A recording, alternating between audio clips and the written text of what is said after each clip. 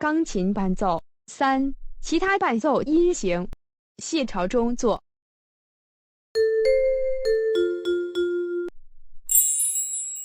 右手的密集伴奏音型。根据和声的原则，右手的密集音型通常比左手好，因此右手的密集伴奏音型是有效的，尽管更难演奏。舒曼为此做了许多杰作。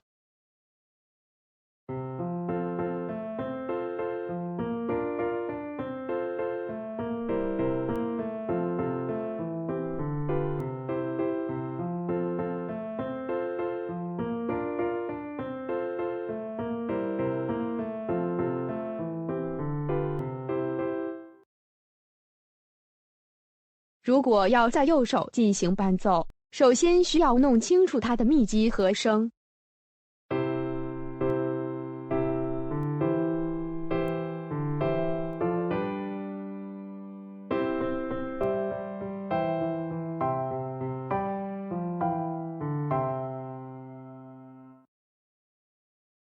但是这种安排并不理想，因为右手的和弦覆盖了旋律。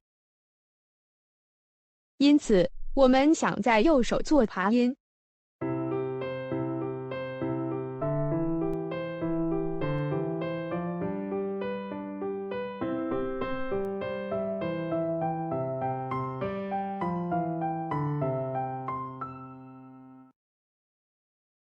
但是旋律和伴奏之间存在一些冲突，因此我们进行了一些修改。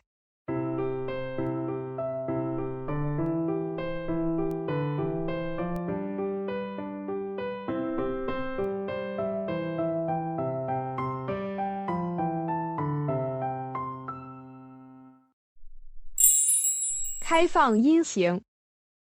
低音，尤其是最低音，常用踏板延续。即使没有踩踏板，低音音符也会保留在人的记忆中，并创造连续的进行。浪漫派作曲家倾向于用开阔的伴奏来写作，肖邦开始了这个。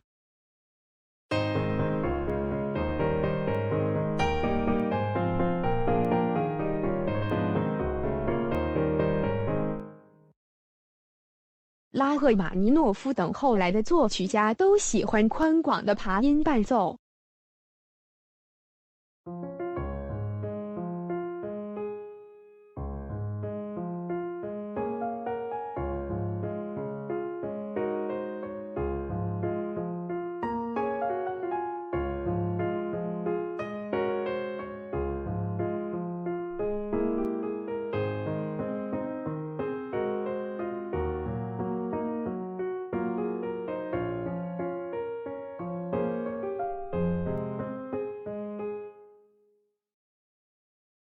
现代开放风格不关心声部进行，产生了许多低级的伴奏。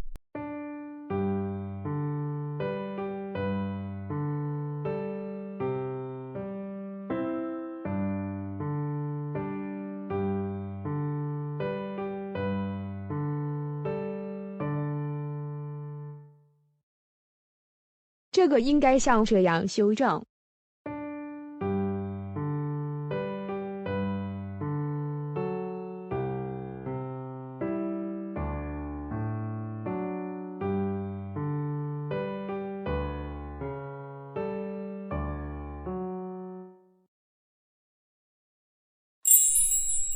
高低声部伴奏。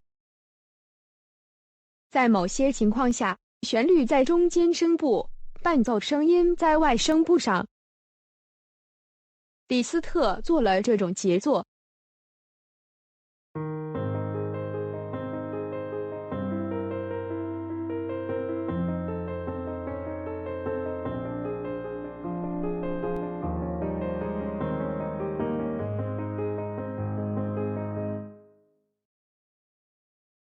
当然这很难做，但我们可以做个尝试。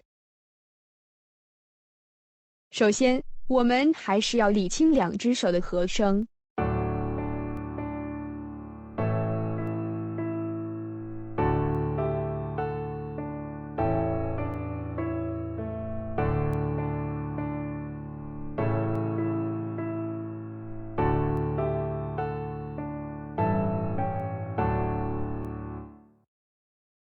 然后我们用伴奏音型来创作，经过一些修改，听起来可能也像李斯特了。